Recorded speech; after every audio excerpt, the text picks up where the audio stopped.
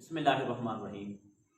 عموماً ہمارے معاشرے میں آپ ہر دوسرے تیسرے آدمی کی موت کی وجہ پوچھو تو وہ کہتے ہیں کہ اس آدمی کو ہارٹ اٹیک ہوا۔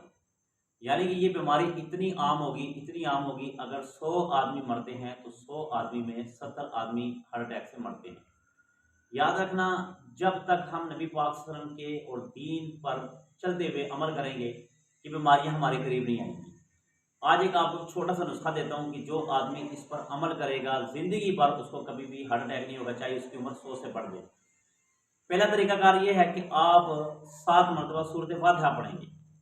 دوسرا یہ ہے کہ 7 مرتبہ آپ سورۃ الاخلاص پڑھیں گے، قل هو اللہ احد اللہ الصمد۔ اور تیسرا یہ ہے کہ 7 مرتبہ آپ درود شریف پڑھیں گے، اور یہ آپ نے فجر کی نماز کے بعد، صبح اور عشاء کی نماز کے بعد یا عصر کی نماز کے بعد آپ نے یہ عمل کرنا ہے۔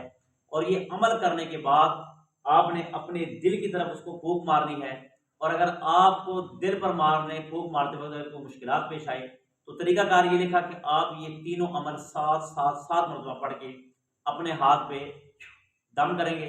دم کرنے کے بعد اپنے دل پہ یہ ہاتھ 3 مرتبہ پھیر دیں گے۔ جو بھی آدمی عمل کرے گا زندگی بھر اس آدمی کو کبھی بھی ہارٹ اٹیک کی بیماری بالکل بھی نہیں آئے گی۔ اللہ سے دعا ہے اللہ عمل کی توفیق عطا